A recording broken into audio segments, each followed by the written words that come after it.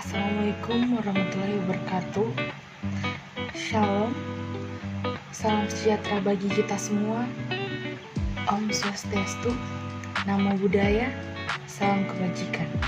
Kenalkan, nama saya Kadik Cynthia Dwi Antari, NIM A11122152 dari kelas D, semester 2, Prodi Pendidikan Bahasa dan Sastra Indonesia. Puji syukur kehadirat Tuhan Yang Maha Esa, karena berkat dan karunia-Nya kita masih diberikan kesehatan dan dapat melakukan aktivitas sebagaimana mestinya. Pada kesempatan kali ini saya akan membawakan pidato terkait dengan kesehatan yang memiliki topik maraknya masalah pelecehan seksual dan kekerasan seksual di Indonesia. Dan tujuan saya dalam membawakan pidato yang berkaitan dengan masalah pelecehan seksual yakni memberikan pandangan edukasi mengenai hal-hal yang akan menjadi faktor terjadinya sebuah tindakan pelecehan seksual yang semakin hari semakin merajalela di Indonesia. Tidak lupa saya mengucapkan terima kasih kepada dosen mata kuliah retorika saya yang terhormat Ibu Dr. Ida Nuraini, SPD, MPD. Dan juga saya berterima kasih kepada teman-teman, orang tua sekalian. Kekerasan dan pelecehan seksual yang ada di Indonesia hampir setiap harinya terjadi, baik itu di sekolah, di kantor, dimanapun dan kapanpun kita berada, dengan berbagai penyebab, alasan, faktornya masing-masing. Berita mengenai pelecehan seksual terhadap remaja di bawah umur dijumpai baik itu di televisi, surat kabar, media televisi, media internet, dan lainnya.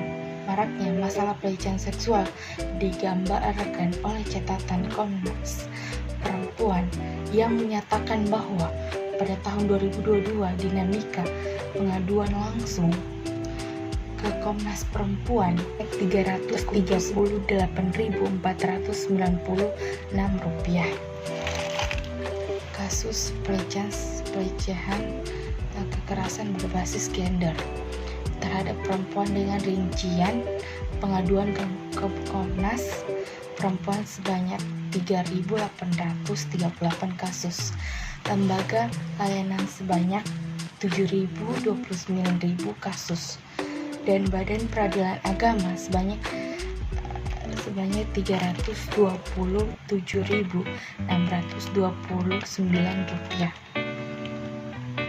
kasus. Angka-angka ini menggambarkan peningkatan signifikan sebanyak 50% terhadap perempuan, yakni 338.496. Lonjakan tajam terjadi pada data Badan Peradilan Agama sebesar 52%. Secara khusus, catatan tahunan 2022 merekam isu-isu khusus yang muncul dari kasus-kasus yang ditangani dari Komnas Perempuan, di antaranya kekerasan berbasis gender terhadap perempuan oleh pejabat publik, ASN, tenaga medis, anggota TNI, dan anggota Polri. Kekerasan berbasis gender terhadap perempuan yang dilakukan oleh kelompok yang seharusnya jadi pelindung, tauladan, dan pihak yang dihormati ini sekitar 9% dari jumlah total pelaku. Pelecehan seksual nyaris bisa ditemui setiap hari, setiap saat, di tempat kerja, jalan, bahkan rumah sendiri.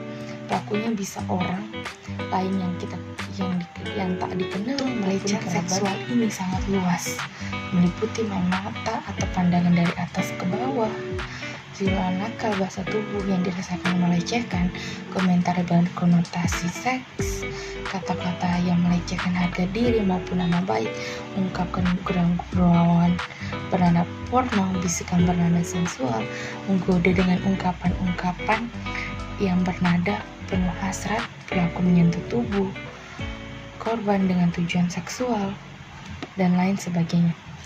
Terdapat beberapa faktor yang menjadi penyebab pelecehan seksual. Seperti halnya korban mudah ditaklukkan dikarenakan hawa nafsu, adanya riwayat kekerasan seksual yang selanjutnya menjadi sanksi. Kekerasan seksual memiliki kuasa tertentu, sistem patriarki di masyarakat yang kuat biasanya terjadi karena adanya keinginan dari pelaku dan kesempatan untuk melakukan pelecehan. Perbuatan ini juga bisa terjadi karena akibat dari stimulus korban yang memancing terdorongnya pelaku pelecehan.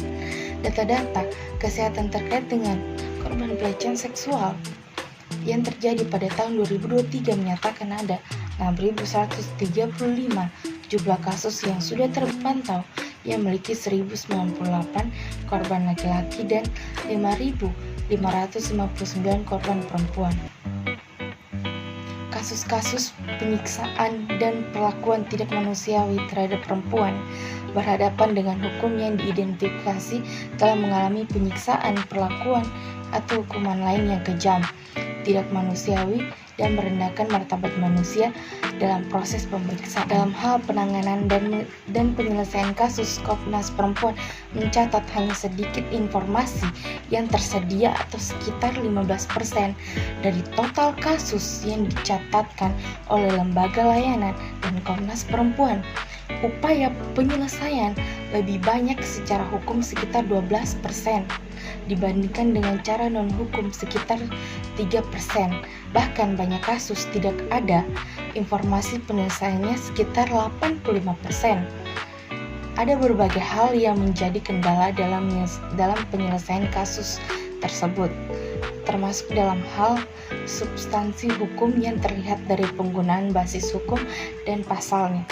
Persoalan keterbatasan infrastruktur yang dibutuhkan untuk penyelesaian kasus, termasuk SDM, fasilitas, dan anggaran, berulang-ulang kali ancaman sanksi diberikan bagi orang yang melakukan tindakan pelecehan seksual, yakni sanksi pidana dan denda pada pasal 5 UU Undang-Undang Tindak Pidana Kekerasan Seksual yang mengatur pelaku perbuatan seksual non-fisik dapat dipidana hingga 9 bulan penjara dan denda maksimal sekitar 10 juta.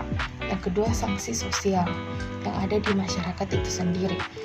Pencegahan pelecehan seksual dapat berupa jangan memberikan kepercayaan sepenuhnya pada orang yang baru dikenal, hindari obrolan yang berbau seksual, berani bersikap tegas, dan mempersiapkan alat pelindung diri dan lain sebagainya.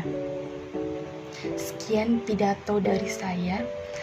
Apabila ada kesalahan mohon maafkan. Terima kasih kepada pihak-pihak yang telah membantu dan mendukung terciptanya pidato saya ini. Mohon maaf ketika dalam pidato saya terdapat banyak kesalahan dan belum terlalu banyak edukasi dan pemahaman yang diberikan terkait topik yang saya paparkan. Sebagai perempuan, kita harus bisa menjaga diri kita sendiri. Banyak hal yang bisa terjadi dengan kita, apalagi jika kita terbiasa dengan pergaulan yang bebas dan tidak membatasi diri. Untuk itu, saya sebagai perwakilan perempuan mengajak semua perempuan di Indonesia untuk mewaspadai diri kita sendiri dimanapun dan kapanpun kita berada, agar kasus pelecehan seksual terutama pada kaum perempuan semakin hilang, semakin menurun dan tidak terjadi lagi. Akhir kata saya ucapkan wassalamualaikum warahmatullahi wabarakatuh. Shalom, salam sejahtera bagi kita semua, dan Om Santi Santi.